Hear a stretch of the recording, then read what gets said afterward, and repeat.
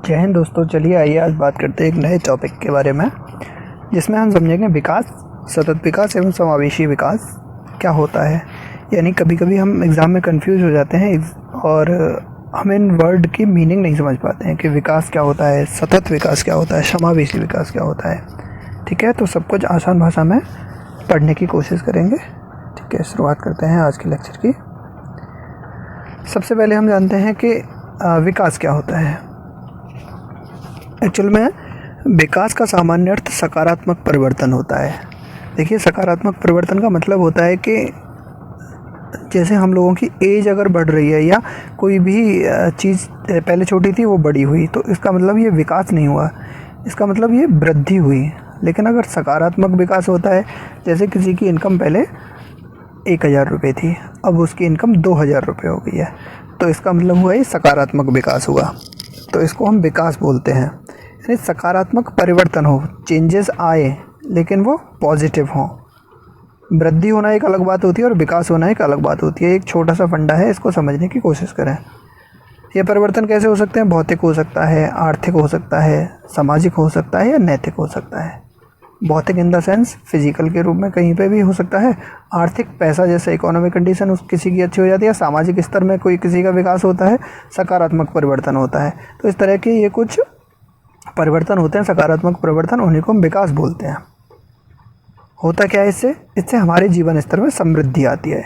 ठीक है, तो हम समृद्धि को प्राप्त करते हैं अगर विकास होता है तो। दूसरे शब्दों में निरंतर उन्नति की ओर अग्रसर होना ही विकास है। यानी निरंतर, लगातार हम उन्नति की ओर बढ़ रहे हैं, लगातार ग्रोथ कर रहे हैं, सकारात्मक ग्रोथ कर रहे हैं, सकारात्मक चेंजेस आ रहे हैं हमारे अंदर, तो वो क्या हुआ? विकास कहलाया। लोगों के जीवन यापन के उच्चतम स्तर को प्राप्त करना ही विकास होता है। यानी जो हमारी लाइफ स्टाइल है, जो जीवन यापन है, उसका उच्चतम स्तर हम प्राप्त कर रहे हैं, तो ये विकास हुआ, डेवलपमेंट हुआ। ठीक है, तो समझ में आया होगा कि विकास क्या होता है। वृद्धि अलग होती है और विकास अलग होता है। ठीक है, आगे बात करते हैं। दूसरा वर्ड आता है, हम बार बार सुनते हैं कि सतत विकास, जिसको इंग्लिश में बोलते हैं सस्टेनेबल डेवलपमेंट। तो ये सतत विकास क्या होता है, बहुत जानना जरूरी है। एग्ज़ाम की दृष्टि से सतत विकास का जानना बहुत ज़रूरी है। विकास को हमने इसलिए पढ़ा ताकि हम सतत विकास को जान सकें। ठीक है, क्यों जानना जरूरी है अभी हम देखते हैं।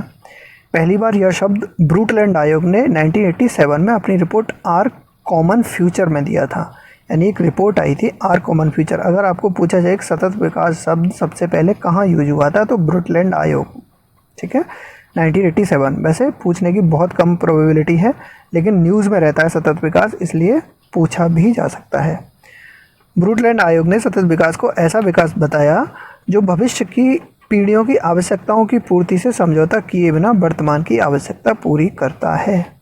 देखिए, समझने वाली बात है। इसमें क्या होता है कि हम एक और विकास में लगे रहते हैं, यानी हम अपना जो चेंजेस है, पॉजिटिव चेंजेस में लगे हुए हैं। तो हमने जैसे मान लिया फैक्ट्री लगाई हमने, तो जंगल पूरा काट दिया, तो जंगल से जो पर्यावरण पे जो प्रभाव पड़ा उसके बारे में हमने नहीं सोचा, अपने विकास के बारे में सोच लिया। लेकिन जो आने वाली पीढ़ियां हैं वो हमारे बारे में क्या कहेंगी, उनके बारे में हमने नहीं सोचा। उनके लिए कुछ बचेगा या नहीं बचेगा, ये हमने बिल्कुल भी ध्यान नहीं दिया।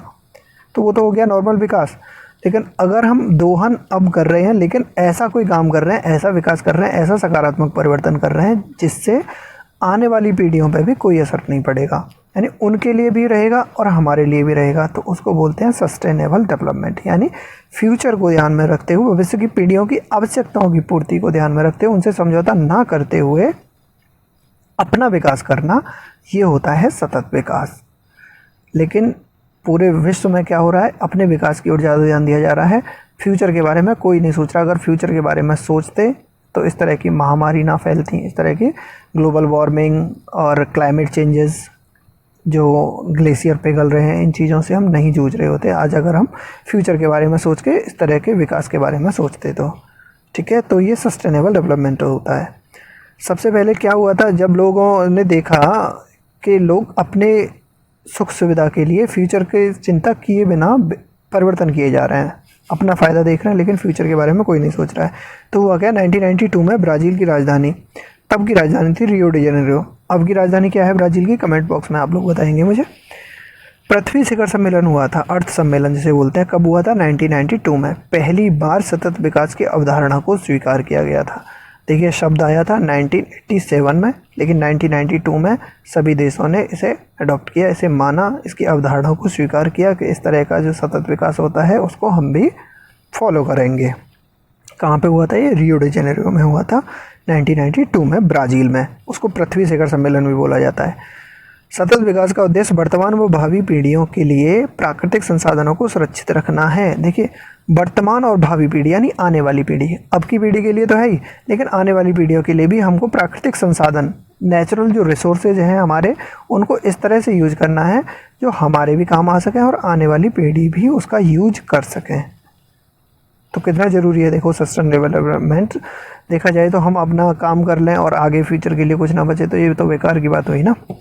सतत विकास से तात्पर्य संसाधनों का इस प्रकार का कम खर्च करते हुए एवं तार्किक तरीके से दोहन करना। देखिए बहुत अच्छा वर्ड है इसमें, तार्किक तरीके से दोहन करना है हमको, ताकि आने वाले फ्यूचर में भी उसका यूज हो सके, ताकि भावी पीढ़ियों के लिए वो सुरक्षित रहे, पूरा ख़त्म ना हो जाए। और इस तरह का जैसे इंडिया ने बहुत अच्छा इनिशिएटिव लिया है जो सौर ऊर्जा के बारे में, ये भावी पीढ़ियों को प्रभावित किए बिना इस तरह की सस्टेनेबल डेवलपमेंट की और एक कदम है। ठीक है, तो हमें क्या करना है? संसाधनों का इस तरह से कम खर्च करना है और तार्किक तरीके से खर्च करना है, जिससे आने वाली पीढ़ियों के लिए हम उसे सुरक्षित रख सकें। इस प्रकार सतत विकास की प्रक्रिया में पर्यावरणीय पहलुओं को भी शामिल किया गया है, यानी हमने पर्यावरणीय पहलू भी इसमें शामिल किए हैं। अर्थात विकास की प्रक्रिया इस प्रकार होनी चाहिए जिससे पर्यावरण पर नकारात्मक प्रभाव ना पड़े। ठीक है, जिस विकास की प्रक्रिया से पर्यावरण पर नकारात्मक प्रभाव नहीं पड़ता है, ऐसी प्रक्रिया को हम सतत विकास बोलते हैं। ठीक है, समझ गए होंगे। विकास आपकी समझ में आ गया। सकारात्मक परिवर्तन ही विकास होता है, और इस तरह का सकारात्मक परिवर्तन जिसमें हम फ्यूचर यानी भविष्य की पीढ़ियों को ध्यान में रखते हुए किसी प्राकृतिक संसाधन या किसी भी चीज़ का दोहन करें, तो उसको हम सतत विकास बोलते हैं, सस्टेनेबल डेवलपमेंट। 1987 में ये आया था वर्ड, और 1992 में ब्राज़ील के रियो डी जेनेरियो में इसको अडॉप्ट किया था, पृथ्वी सम्मेलन जब हो रहा था तब। ठीक है, आगे बात करते हैं। इस सतत विकास को हासिल करने के लिए वर्ष 2015 में संयुक्त राष्ट्र में महत्वाकांक्षी सतत विकास लक्ष्य प्रस्तुत किए गए। देखिए अब यहाँ से हमारे मार्क्स शुरू होते हैं। कई बार पूछा गया और पूछा जाता रहेगा, जब तक ये गोल्स चलेंगे तब तक तो पूछा जाता ही रहेगा। सतत विकास के जो लक्ष्य हैं वो 2015 में संयुक्त राष्ट्र द्वारा दिए गए कि किस तरह के गोल हैं। ये टोटल गोल है 17 गोल्स, 17 गोल हैं, बहुत याद रखना है। और अगर आपको नाम और इन 17 गोल्स के नाम याद हो जाएं तो बहुत अच्छा है, क्योंकि बीपीएससी, यूपीपीएससी इस तरह के एग्ज़ाम में इनको गोल अभी इस बार जो 2019 का जो पीसीएस का प्री हुआ था उसमें गोल पूछ लिया था यूपीपीसीएस में, तो 17 गोल हैं, 169 टारगेट्स हैं इसमें।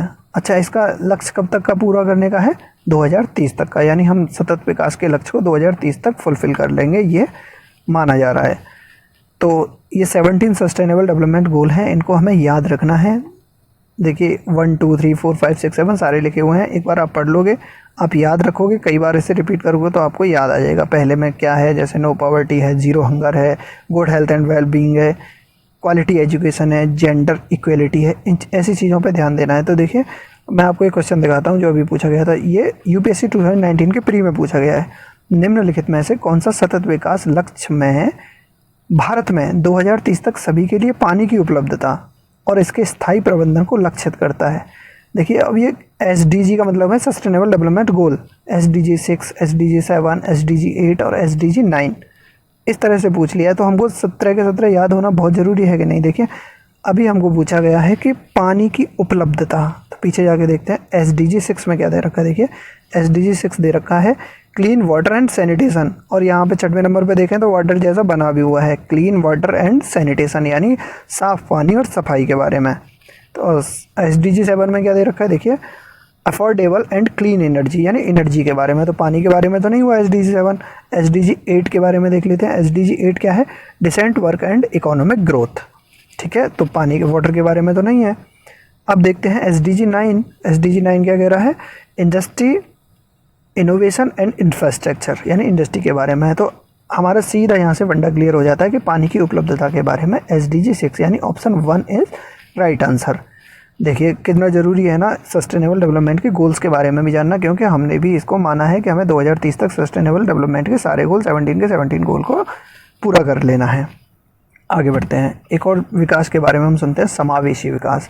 एक हमने विकास समझ लिया, उसके बाद सतत विकास समझ लिया, अब हम समावेशी विकास के बारे में बात करेंगे, जो सतत विकास से आगे की वो है, आगे का प्रोसेस है। समावेशी शब्द पहली बार 2000 में चर्चा में आया, ठीक है। सतत विकास कब आया था? 1987 में, 1992 में और 2015 में हमने गोल सेट कर दिए। और ये कब आया? 2000 में। नानक काकवानी और अर्नेस्टो एम पर्निया, इनका एक लेख आया था, what is pro poor growth. Pro poor growth, what is pro poor growth से के नाम से एक लेख लिखा था। किसने? नानक काकवानी और अर्नेस्टो एम पर्निया ने। ज़्यादातर नहीं पूछा जाएगा हमारे एग्जाम्स में, हो सकता है कि स्टेटमेंट में दे दिया जाए, लेकिन बहुत कम चांसेस हैं, फिर भी हमें याद रखने में कोई दिक्कत नहीं है। इनकी एक what is pro poor growth नाम से एक लेख लिखा था, उसमें पहली बार हमने समावेशी विकास शब्द का उल्लेख किया था। तो क्या होता है, लेकिन इसमें क्या हुआ था, इस लेख में मात्र एक बार ही समावेशी शब्द का इस्तेमाल किया गया था, ज़्यादा जरूरी नहीं है। आगे देखते हैं।